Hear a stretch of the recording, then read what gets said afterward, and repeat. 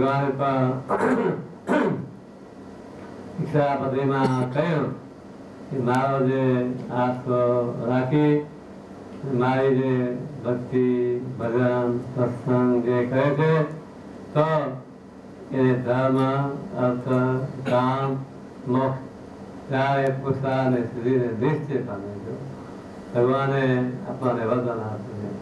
આપણે દરેકે શું કરવું?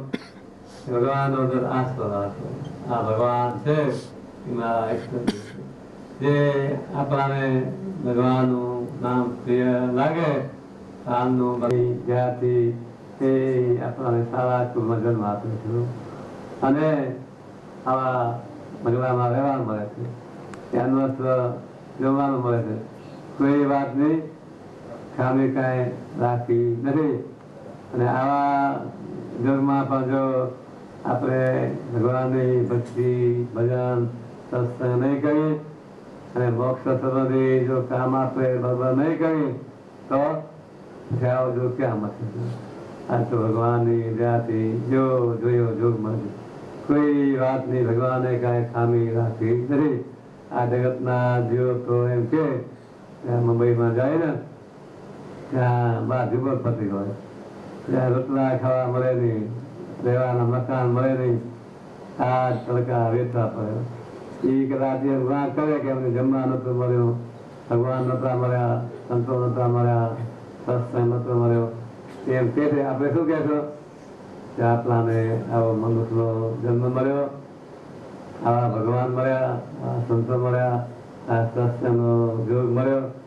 કોઈ વાતની ભગવાને કાંઈ ખામી રાખી નથી. એટલી ખામી કે આ ભગવાન પૂછે ને ભગવાન શું ખામી હતી તો આપણે શું કહેશું? આળસ. મોટા સંતોએ કહ્યું કે આળસ ને જ્ઞાન હતી છે, કામ બગાડ્યું તારું, દેવાનંદ કે નમરે કરશે નાનું. આળસ ને અજ્ઞાનમાં તો આપણે બધા કઈક જન્મ ખોઈ નાખે.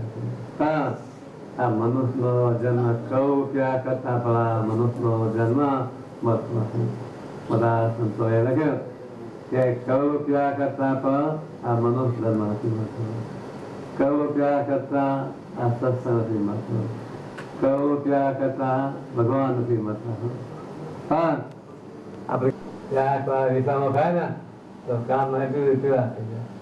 ત્યારે આ ભગવાને આવો સારો આ ઉત્તમ કુળમાં અને આવો સારો ઉદ્દેશ હોય ગુણે સંપન્ન આપેલો.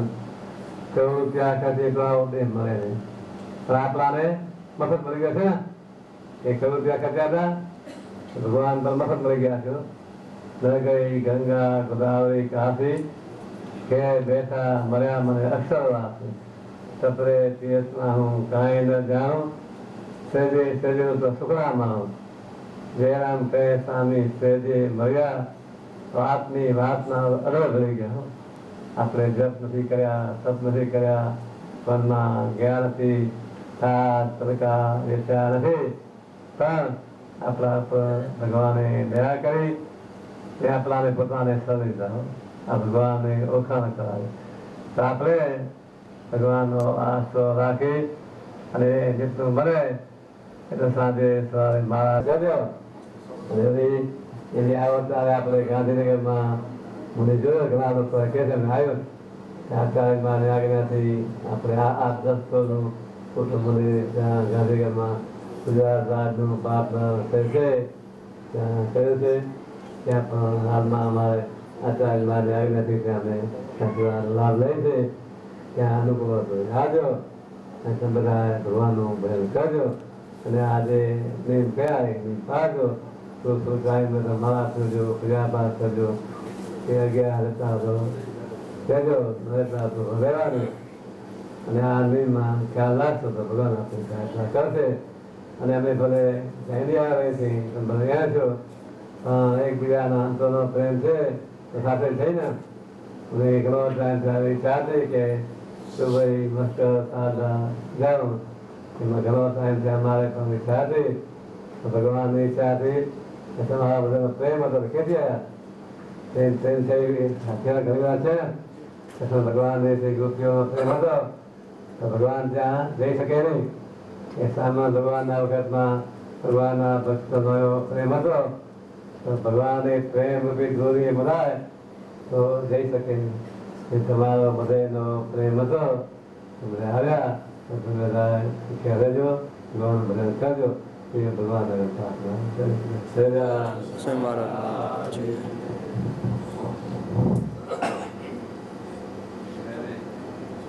મોટા મોટા સંતોના પગલા થયા છે. માધવપ્રિય સ્વામી આવી ગયા છે, અમુક સ્વામી દેવાન આવી ગયા છે. આપની પધરામણી થઈ મોટા ભાગ્ય બધા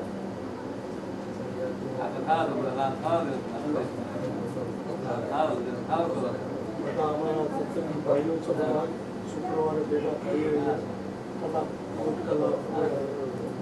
કીર્તન કરીએ.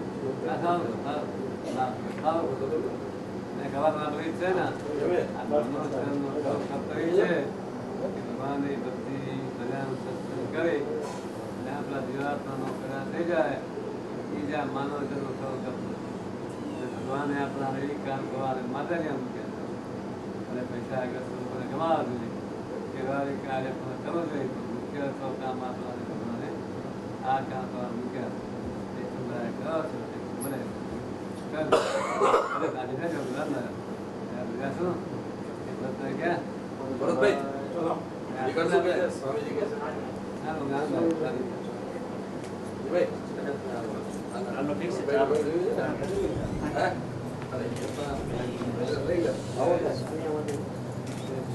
હાથે જરા બધાને પ્રસાદ આપો ને.